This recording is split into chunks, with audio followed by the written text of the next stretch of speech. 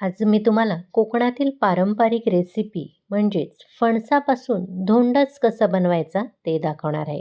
कोणी याला धोंडच म्हणतं, कोणी सांदण किंवा फणसाचा केकसुद्धा. विशेष म्हणजे फक्त 4 पदार्थ वापरून हा धोंडच तयार केला जातो. अतिशय चविष्ट, दाणेदार आणि तितकाच तोंडात टाकताच विरघळणारा हा फणसाचा केक तयार होतो. नेहमीप्रमाणेच साधे सोप्या पद्धतीने ही रेसिपी कशी बनवायची हे तुम्हाला मी सांगणार आहे. चला तर मग लगेचच पाहूया तोंडात टाकताच विरघळणारा दाणेदार असा फणसाचा धोंडच कसा बनवायचा. नमस्कार, मी प्रेषिताच किचनमध्ये तुम्हा सर्वांचे पुन्हा एकदा खूप खूप स्वागत करते. फणसाचं धोंडच बनवण्यासाठी गॅसवर मी एक कढई ठेवली आहे आणि त्यामध्ये मेजरमेंट कपचा 1 कप भरून आज मी इडली रव्याचा वापर करणार आहे. इडली रवा तुम्हाला नसेल वापरायचा तर घरी तांदूळ धुवून सुकवून त्याचा रवा करू शकता. याआधी मी आंब्याचे सांदण कसे बनवायचे याची रेसिपी दाखवलेली, त्यामध्ये तांदळाचा रवा कसा बनवायचा ते देखील दाखवलेलं. त्यामुळे त्या रेसिपीमध्ये तुम्ही तांदळाचा रवा कसा बनवायचा हे पाहू शकता.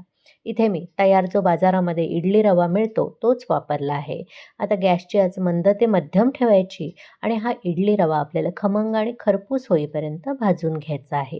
जोपर्यंत या रव्याचा रंग बदलत नाही तोपर्यंत आपल्याला भाजून घ्यायचा आहे. इडली रवा न वापरता तुम्ही घरी केलेल्या तांदळाच्या कण्यांचा रवा वापरलात तर तो देखील तुम्हाला ह्याच पद्धतीने भाजून घ्यायचा आहे.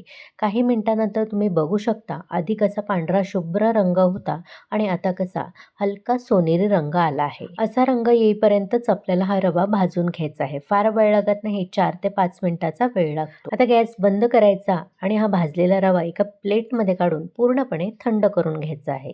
आता पुन्हा एकदा तीच कढई मी गॅसवर ठेवली आहे आणि त्यामध्ये ज्या कपाने आपण रवा मोजून घेतलेला त्याच कपाने 2.5 कप एवढं पाणी घालायचं आहे. हा मी रेडीमेड रवा वापरला आहे इडलीचा, त्यामुळे 2.5 कप पाणी लागणार आहे. तुम्ही जर घरगुती तांदळाचा रवा वापरला तर 3 कप एवढं पाणी वापरायचं आहे. मी इथे आज मेजरमेंट कपाने सर्व पदार्थ मोजून घेत आहे, पण तुम्ही जर घरातली एखादी वाटी वापरली तर त्याने सर्व पदार्थ तुम्हाला मोजून घ्यायचे आहेत. आता ह्या पाण्यामध्ये चवीप्रमाणे मीठ घालायचं आहे. गोडाचा पदार्थ असला तरी मीठ घातल्यामुळे आणखीन चविष्ट तयार होतो. आता ह्या पाण्यामध्ये हे धोंडस छान असे गोडसर होण्यासाठी मेजरमेंट कपचा 1/4 कप भरून बारीक किसलेला गूळ घालायचा आहे. गूळ शक्यतो किसून घ्या म्हणजे पटकन विरघळला जातो. हलकासा दाब भरून आपल्याला 1/4 कप एवढा गूळ घ्यायचा आहे. एवढा गूळ पुरे होतो कारण फणसाला सुद्धा गोडसरपणा असतो. आता गॅस मध्यम ते मोठा करायचा आहे आणि हा बारीक चिरलेला गूळ ह्या पाण्यामध्ये पूर्णपणे विरघळवून घ्यायचं आहे. फार वेळ लागत नाही, 1-2 मिनिटातच हा गूळ पूर्णपणे विरघळला जातो. त्यामुळे शक्यतो किसून गूळ घ्यायचा म्हणजे पटकन विरघळला जातो. पुढच्या 2 मिनिटातच गूळ पूर्णपणे विरघळला गेला आहे. बघू शकता अजिबात ह्यामध्ये गुळाचे खडे राहिलेले नाही.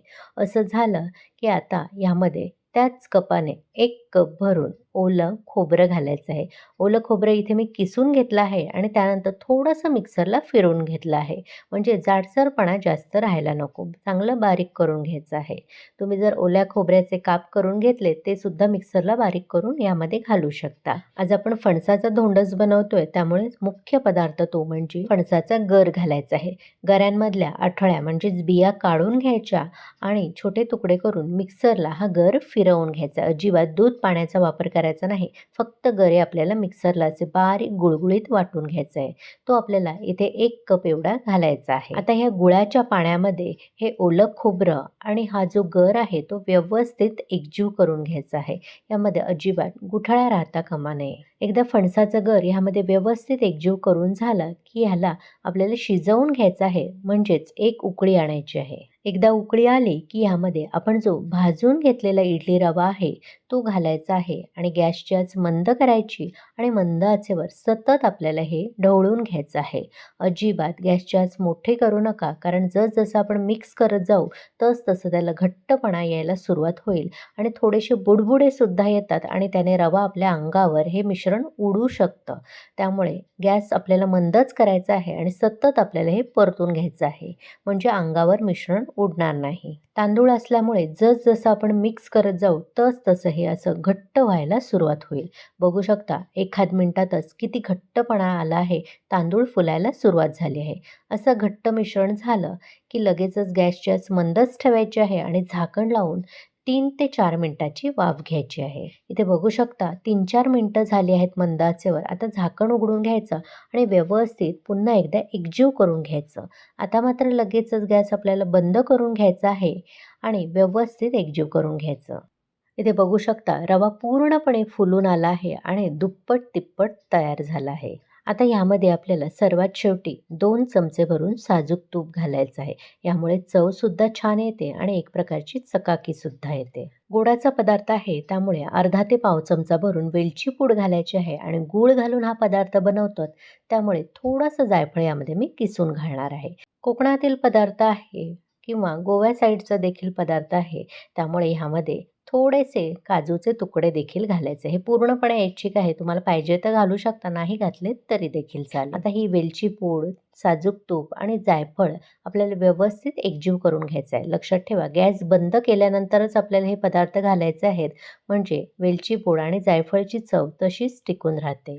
आता एखादा असा बेकिंग ट्रे घ्यायचा, त्याला मी केळीचं पान लावून घेतलं आहे आणि थोडंसं साजूक तुपाचं ग्रीस करून घेतलं आहे. तुम्ही तेलसुद्धा लावून घेऊ शकता. गोडाचा पदार्थ असल्यामुळे मी इथे तुपाचा वापर केला आहे. केळीचं पान तुमच्याकडे नसेल तर बटर पेपरचा सुद्धा वापर करू शकता. आता ह्यामध्ये आपण तयार केलेलं मिश्रण आहे ते संपूर्ण मिश्रण घालायचं आहे आणि चांगलं आपण जशी वडी थापण्यासाठी सेट करतो तसं चांगलं घट्ट असं दाबून घ्यायचं आहे. जेवढं बसेल भांड्यामध्ये तेवढं मिश्रण चांगलं घट्ट भरून दाबून घ्यायचं आहे. अगदी वरपर्यंत हे मिश्रण भरून घ्यायचं, कारण जरी फणसाचं ढोंडस किंवा केक असला तरी तो अजिबात फुलत नाही. फक्त आपल्याला तो बेक करून घ्यायचा आहे, म्हणजेच भाजून घ्यायचा आहे. त्यासाठी जेवढा डब्बा असेल किंवा भांडं असेल तेवढं काठोकाठ हे भरून घ्यायचं आहे. यावरून सुद्धा पाहिजे तर तुम्ही काजू बदामचे तुकडे लावू शकता, पण मी हा सिंपलच असा धोंडच ठेवणार आहे. त्यामुळे असाच फक्त सेट करून घेणार आहे. आता हा धोंडच आपल्याला बेक करून घ्यायचा असतो, त्यामुळे गॅसवरच मी इथे कढई ठेवली आहे आणि त्यामध्ये मीठ पसरवून घेतलं आहे. त्यामध्ये एखादी प्लेट किंवा असा स्टँड ठेवायचा आणि गॅसची आच मोठी करून झाकण लावून ही कढई आपल्याला प्रीहीट करून घ्यायची आहे 10 मिनिटासाठी. तुम्हाला कढईमध्ये नसेल बनवायचा तर तुम्ही एअर फ्रायर किंवा मायक्रोवेव्हमध्ये सुद्धा हा धोंडस शिजवून घेऊ शकता. आता इथे 10 मिनिटं झाली आहेत. झाकण उघडून घ्यायचं आणि आपण तयार केलेला सेट केलेला डब्बा यामध्ये ठेवायचा आहे.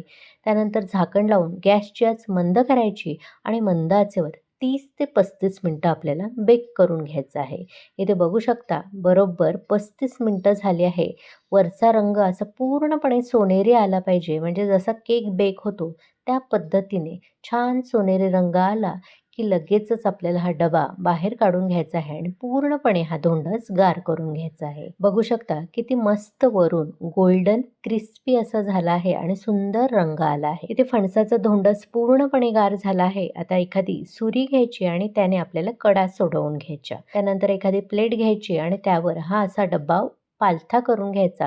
हलकासा टॅप करून हा धोंडस काढून घ्यायचा. सहज सुटला जातो कारण आपण तूप सुद्धा लावलेलं आणि केळीचं पान सुद्धा ठेवलेलं. हा धोंडस तुम्हाला जवळून सुद्धा दाखवते. बघू शकता एखादा केक असतो अगदी त्याच पद्धतीने हा दिसत आहे. आता या धोंडसचे तुम्हाला हव्या त्या आकारामध्ये काप करून घ्यायचे. इथे मी चौकोनीच असे काप करून घेत आहे. तुम्हाला माझी आजची पारंपरिक पद्धतीने फणसाचे धोंडस बनवण्याची रेसिपी कशी वाटली? आवडली असेल तर लाईक, शेअर करायला विसरू नका.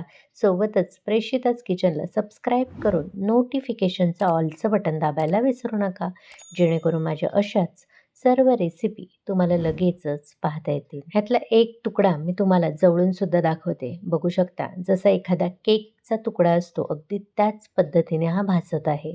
तोडून सुद्धा दाखवते. बघू शकता आतून किती मस्त रसरशीत आणि तितकाच दाणेदार, तोंडात टाकताच विरघळणारा असा तयार झाला आहे. तुम्ही सुद्धा करून बघा आणि कसा झाला ते कमेंट करून मला नक्की कळवा. चला तर मग पुन्हा भेटू अशाच मस्त स्वादिष्ट भरपूर टिप्स, अचूक प्रमाण आणि एखाद्या नवीन रेसिपीसह. धन्यवाद.